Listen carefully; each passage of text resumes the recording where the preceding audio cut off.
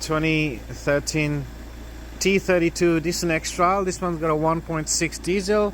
A very common problem with this one when you have a DPF issues. One of the problem anyway, a very common problem is your pressure before turbine, which is your upstream turbo pressure. Okay, so this is your manifold pressure. That's my turbo upstream pressure sensor. One of the problem is the hose or the pipe gets blocked there, so the sensor can't read very efficiently. So just show you a demonstration here. Just got a pressure sensor up there for the manifold and the turbo down here. Just compare the two. I'm gonna rev the car, just wide open throttle briefly, and you can see the pressure's coming down now. See how quickly and smoothly that came down, but this one you can see it took its time, so meaning there's a blockage in this pipe or hose where the sensor is. Okay, now I'll just quickly show you where the sensor is. Just under the car here, if you look through down, just under this master cylinder, just on this driver's side here, right there, that's my sensor right there.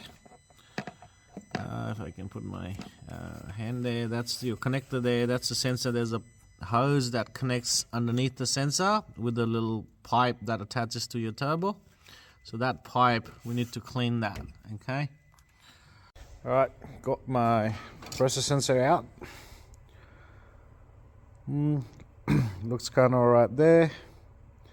It's easy just to get a 8mm bolt off that bracket, make your life a little easy.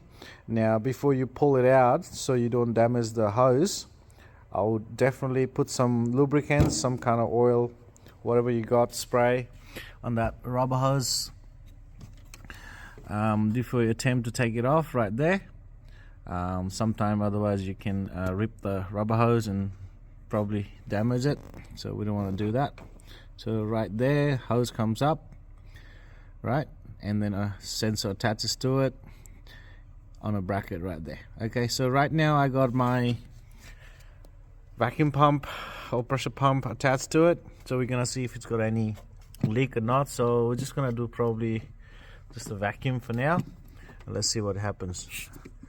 All right, there you go, it's holding vacuum. It's coming down slowly, but not as quick as I would like to see. You can also do the same test with the pressure if you like. So just put some pressure in there, and same thing, it's holding the pressure there.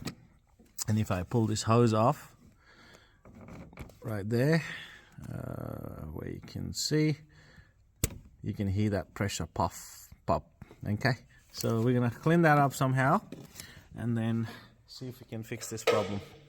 So just using my vacuum attachment right here connected to that hose, I'll just put some carburetor cleaner, spray down there, just let it soak in. Don't put too much in it because it sits very level to the turbo and the engine, so sometimes if you overfill it, it can sort of flood your engine as well. So try not to put too much, just enough. So we are playing safe here, so let that soak in for a little bit. Just finished up with the cleaning. I just had to use some wire brush, not wire brush, just a wire. Just use my drill. Try to do it just with the hand. It didn't really work. Spray some carburetor cleaner down there. Just try every trick. Pressurize the pipe just with the air hose. Basically tried everything, wires, whatever, and now I'm hooked up there, and you can see I'm on the vacuum. See, it's not holding any vacuum or the pressure, same principle anyway. So this is pressure, so definitely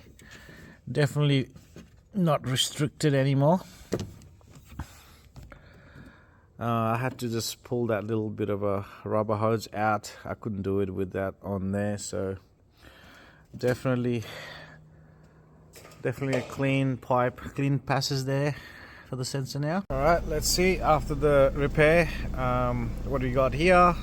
Just the trouble codes because we disconnect the sensor. Ignition must have been on.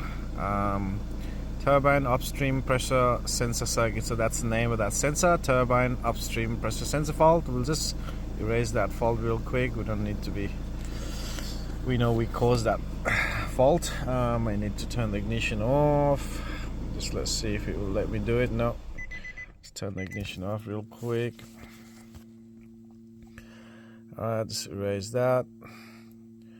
That didn't do it. Try again.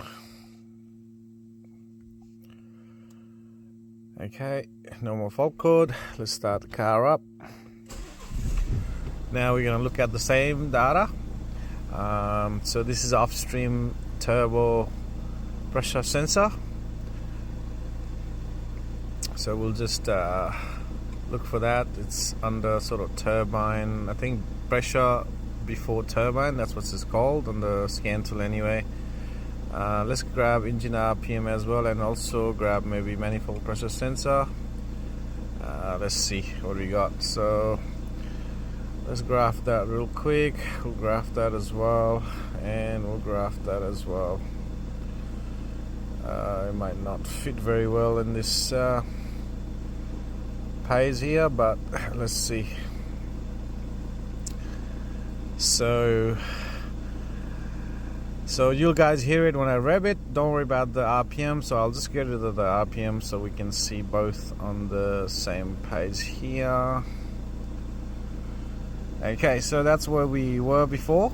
So the bottom one is the turbine pressure sensor, and the top one is the manifold pressure sensor. Let's try that again.